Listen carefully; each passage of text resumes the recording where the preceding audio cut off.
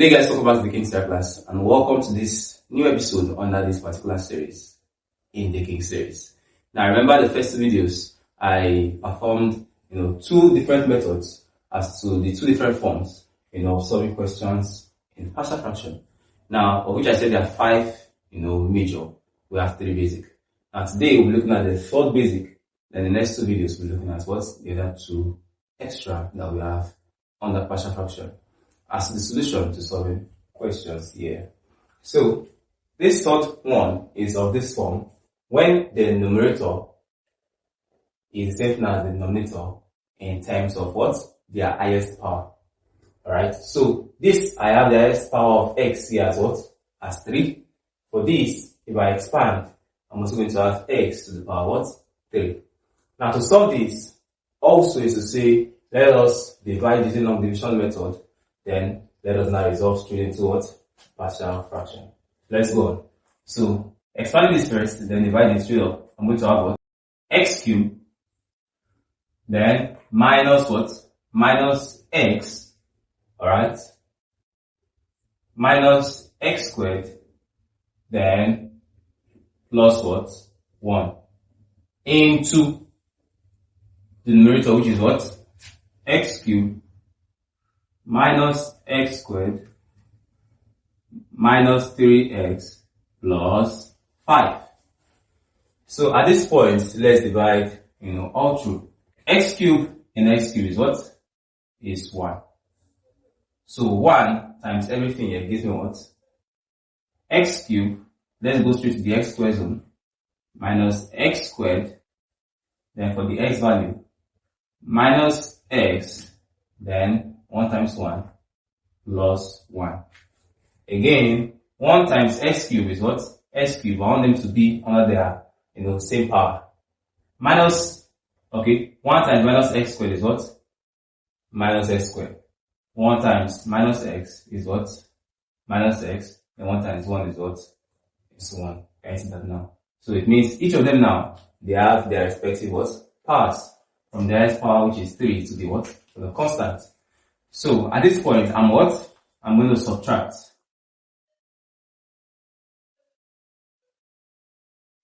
Subtracting, what do I have? This is what? This is 0. X minus x squared plus x squared is also what? 0. Minus 3x plus x is what? Minus 2x. Then plus 5 minus 1 is what? Is plus 4.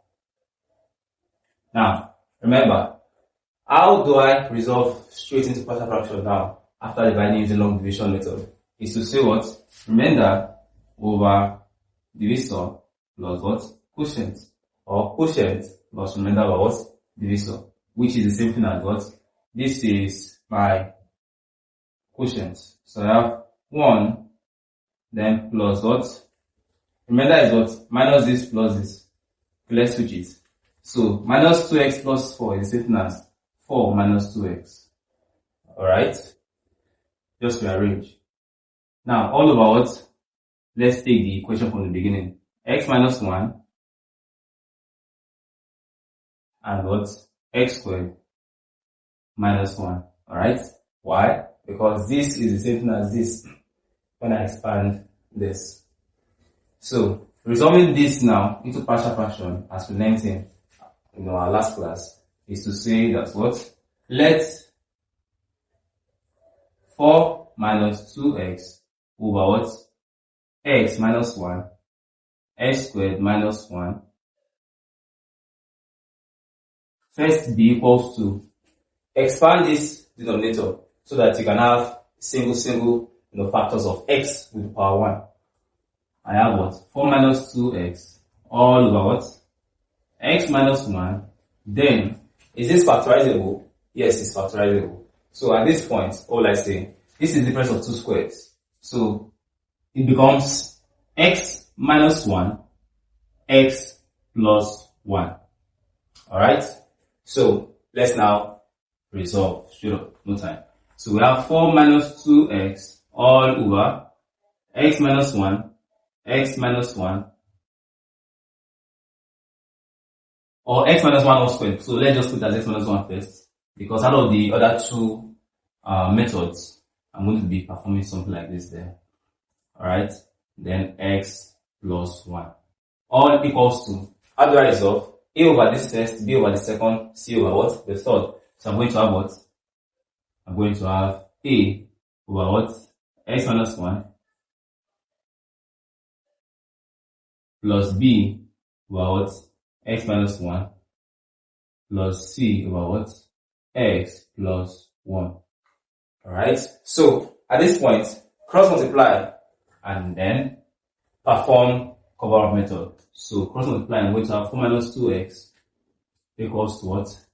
A into x minus 1 x plus 1 plus B into x minus 1 x plus 1 plus C into x minus 1 x minus 1. Now, remember, to use cover-up method is to say equate these three individually to 0, then apply back into the general solution. Then get your A, B, and what? And C. So, when x minus 1 equals to 0, which is this first one, what happens? It implies that what? From here, x is equals to what? Plus 1. So for this first value here, when x minus 1 equals to 0, x equals to what? 1. That is, if I take minus 1 to the right hand side, I'll get my x as 1. So let's put x into this equation and solve. So from the left hand side, I'm going to have 4 minus 2 into 1 equals to. So wherever I put 1 or x minus 1 must give me 0. Remember? So A into 0 plus B into 0 plus what? Plus C into what? 0. Let's confirm. When I put 1 here, this is 0 times this, give me 0 times A, give me 0. When I put 1 here, 0, 0. When I put 1 here, 0, 0. Right? So it means that what? 4 minus 2 is equals to 0. There's no, definite solution. At this point now, what I will do here is now perform the other method. Remember I said there are two basic methods. The first one is what? Cover-up method, which we just did now and got zeros. We didn't get a particular variable. So what I will now do is to say what? Let's expand this. And expanding this is now say what? I have what? 4 minus 2x equals what? This is A, please pay attention, into expanding this gives me what? X squared minus 1. Because it is difference of two squares. Then plus B into expanding this also gives me the same thing because x minus 1 is plus 1. When I multiply, I'll get what? X squared minus 1. Then plus C into expanding this gives me what? X squared minus 2x plus 1. Right? X squared minus 2x plus 1. So now, final expansion, I have what? 4 minus 2x equals to A times this, B times this, C times this. All I get. I'm going to have ax squared minus A plus B times x squared, bx squared minus what? Minus B, simple, plus what? Cx squared minus 2xc or 2cx, whichever. Just make sure that the smaller alphabet is coming before the larger one. Then plus what? C times 1 is what? C. Finally, I'm now going to compare the left and the right hand side by their variables. What's the highest power of x in the left hand side? It's 1. Alright, x is carrying us, so automatically x is carrying 1. So it is 2, 2, 2. There's no 3. So automatically, starting with the highest power on the right hand side, which is 2 for the left hand side and right hand side, to compare both, is to say, since there's no x to the power 2 on the left hand side, I'm going to have what? 0x squared for the left-hand side equals to all the, variables with x squared on the right-hand side are what?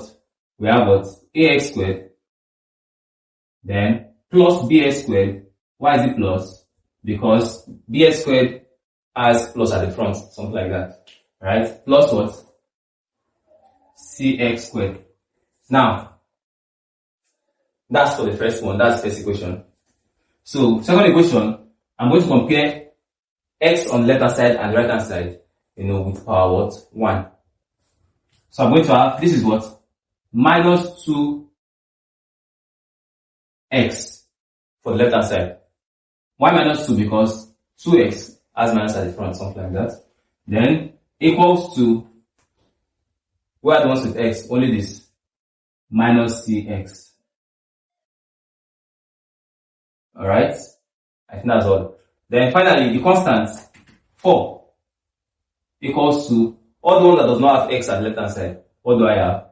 Minus a, minus b, and what? Plus c. Plus c.